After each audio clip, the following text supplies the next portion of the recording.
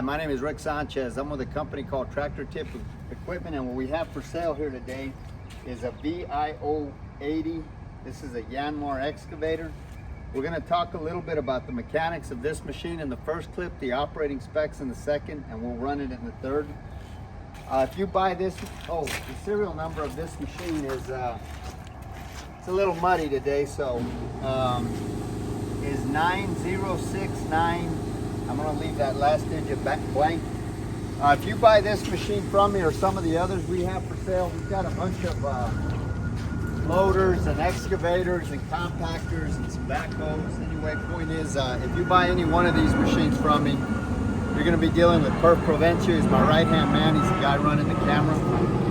So, price on a new machine like this these days is,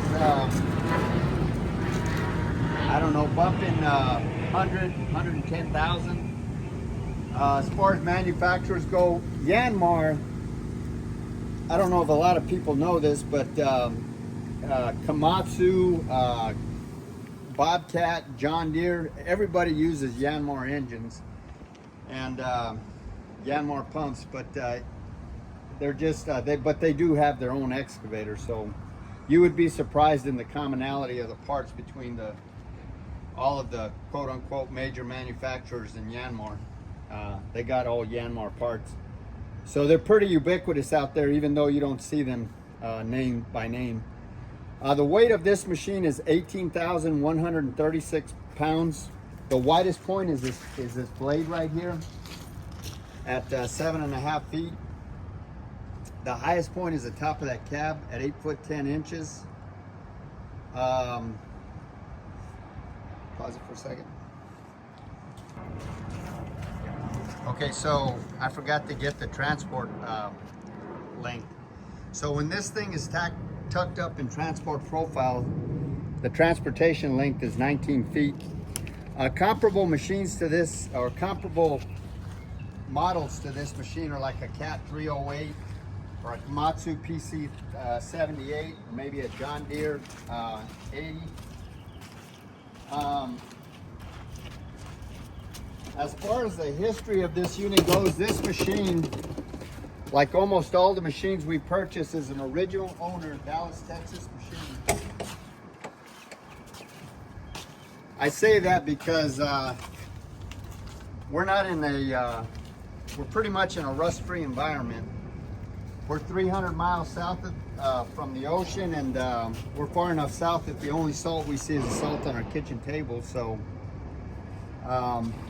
I mean, you'll see where rainwater's kind of gotten to the bucket and whatnot, but this machine is not rust pervasive at all.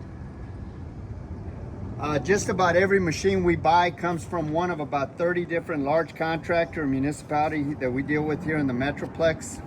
This particular excavator is no exception.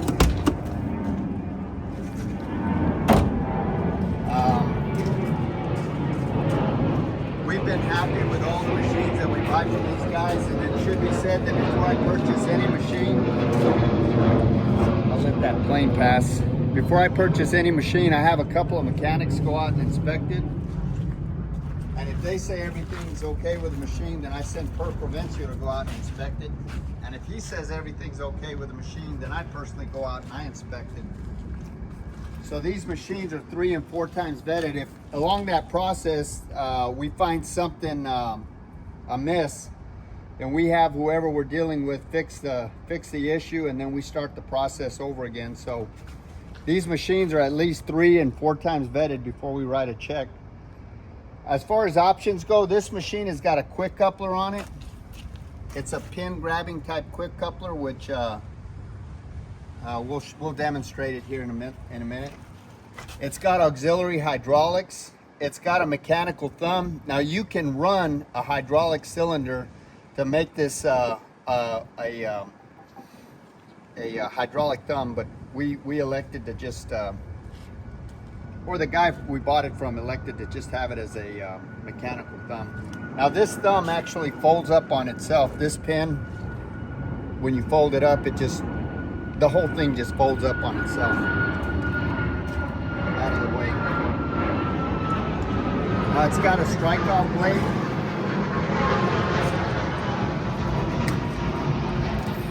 got an offset boom. It has rubber tracks. It's got a keyed battery disconnect, so if the machine's going to be setting anytime, you can disconnect it. It's an enclosed cab, obviously. The AC blows cool, but not cold. It probably needs to be charged up. As far as the engine goes,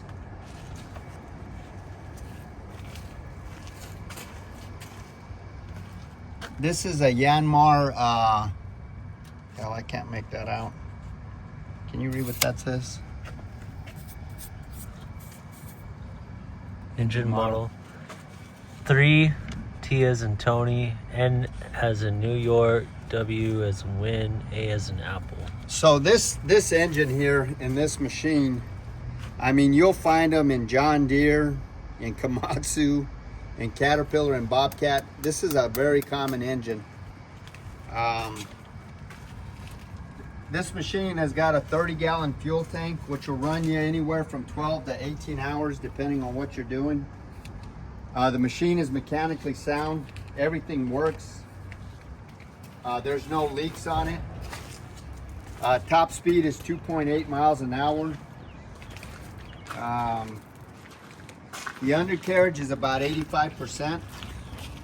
It's in really good shape. There's no leaks on it. The final drives will counter-rotate, no problem, which we'll demonstrate here in a little bit. The hydraulics are strong. There's no cracks or welds anywhere in the work equipment.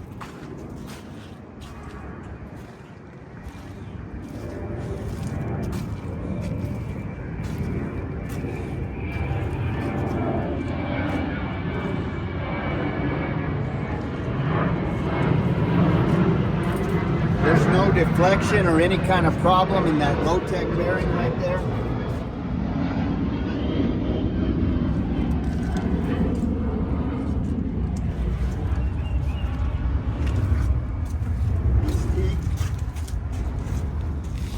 These teeth are about 95%. This is a 24-inch bucket. It's got a 25.5-inch bite. The depth is 42 inches. And the height is 40 inches. It's probably about, what would you say, about a fifth of a yard? Fifth of a yard, fifth of a yard, yeah. This thumb is 8 inches wide. It's 50 inches long. Like I say, you can convert this quite easily to a hydraulic thumb if you so desire. The maximum dig depth on this machine is 15.5 feet. Maximum reach at ground level from these tracks right here is 23 feet. The breakout force is 14,275 pounds. And the maximum lifting capacity when this is all at the apex of its lifting curve is 5,900 pounds with the blade on the ground. As far as these the undercarriage goes, these tracks are 17.5 inches wide. There's 8.5 foot of tracks on the ground, which would yield about a 3 to 4 psi. Me as a 200-pound, 6-foot man, my PSI is probably about 20, so this machine is literally lighter on the ground than I am as a 200-pound man. This blade here is 1 foot 4 inches high. It's 7.5 inches wide, and that's about it. We're gonna go ahead and run it in the next clip.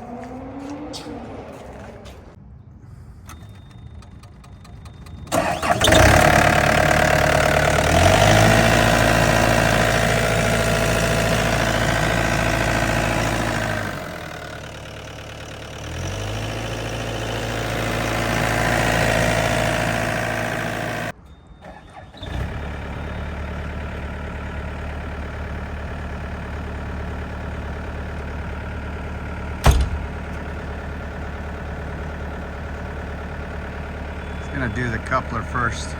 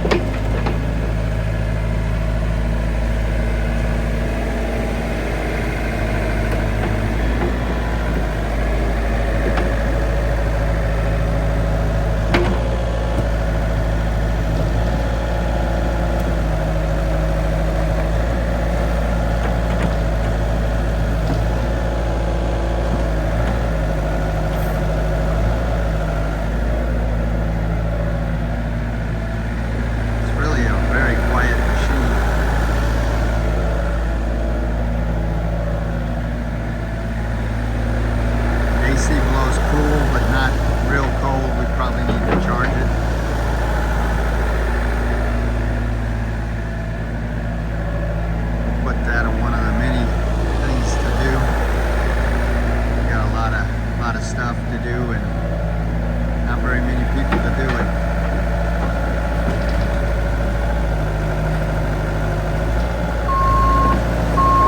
It's counter-rotating the tracks. That's a quick acid test right there as to the viability of the motor and hydraulic pump.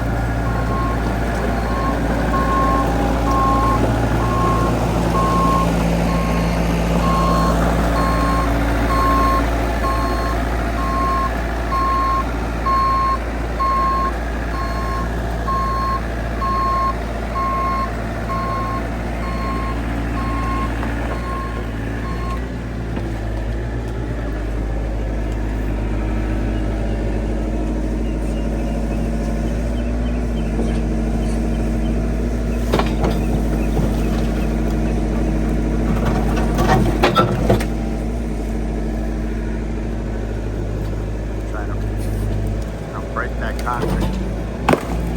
Nope.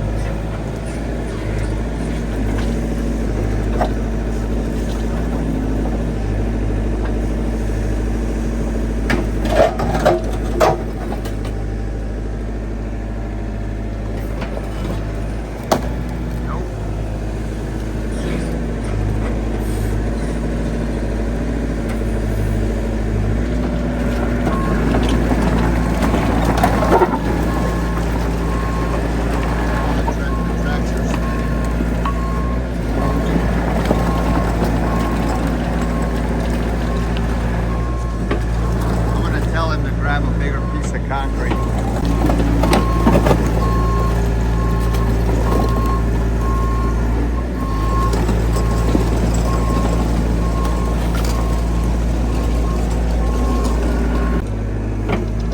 Yeah, I just told him to get a